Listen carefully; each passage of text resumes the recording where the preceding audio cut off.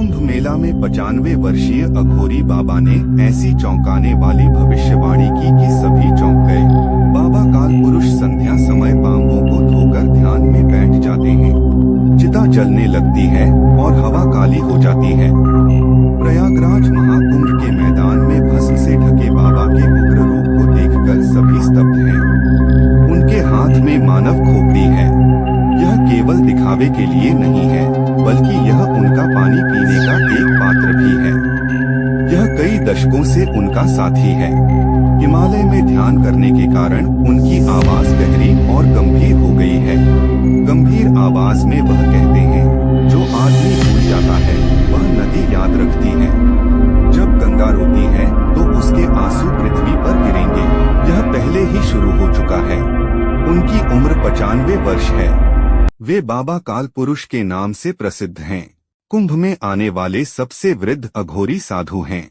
अघोरियों को सम्मान की नजर से देखा जाता है। वे अपनी कठोर तपस्या और सटीक भविष्यवाणियों के लिए प्रसिद्ध हैं। जब कुंभ में कई साधु व्यक्तिगत मुक्ति पर जोर देते हैं, तो अघोरी समाज के सामूहिक भाग्य के बारे में बात करते हैं। इस बार संकेत अलग हैं।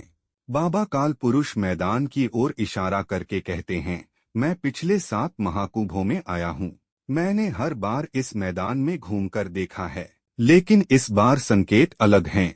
कौवे चिता के पास अलग अलग स्वर में गाते हैं। मृत आत्माएं अधिक अशांत रहती हैं।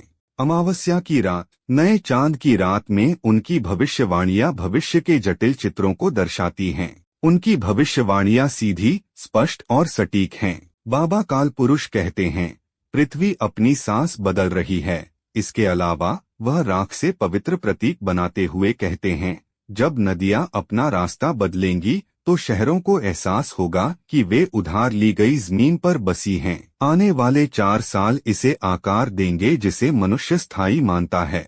कौवे के व्यवहार से अनुमान। सांस्कृतिक मनोवैज्ञानिक डॉक्टर राजेंद्र प्रसाद कहते हैं कि उन्होंने 2 दशकों से अघोरी परंपराओं का अध्ययन किया है। उनके अनुसार अघोरियों की भविष्यवाणियां पर्यावरणीय अवलोकन और आध्यात्मिक सूझ का मिश्रण हैं। 1943 में एक अघोरी बाबा ने शवस्थान में कौवों के व्यवहार से बंगाल में अकाल की भविष्यवाणी की थी, जो सच साबित हुई थी। आकाश पढ़ना सीखेंगे।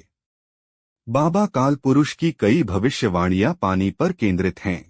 पानी की कमी और आपदाओं पर आधारित हैं। वह कहते हैं, पर्वत अपना पहले धीरे धीरे, फिर एक साथ पवित्र नदियां नए रास्ते खोजेंगी। कई मंदिर पृथ्वी पर वापस आएंगे, लेकिन उनकी सभी भविष्यवाणियों में विनाश का उल्लेख नहीं है। वह कहते हैं, युवाओं को याद रहेगा कि मध्यवियों ने क्या भुला दिया है। युवा फिर से आकाश पढ़ना सीखेंगे। कुंभ राशि का स्थान बदल जाएगा। बाबा काल पुरुष की सबसे महत्वपूर्ण भविष्यवाणी महाकुंभ से संबंधित है। वह कहते हैं, यह संगम बदल जाएगा। नदी बह रही है। समय के साथ संगम को नया स्थान मिलेगा। जहां आज रण है, भविष्य की पीढ़ी वहां कुंभ का आयोजन करेगी।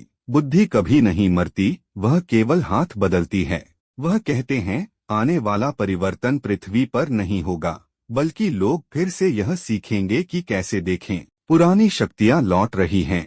नए जन्मे बच्चे याद करेंगे कि हमने क्या भूल दिया है। वे हवा को समझेंगे। वे जानेंगे कि पृथ्वी कब हिलेगी। पुरानी धारा कभी नहीं मरती, वह केवल हाथ बदलती है।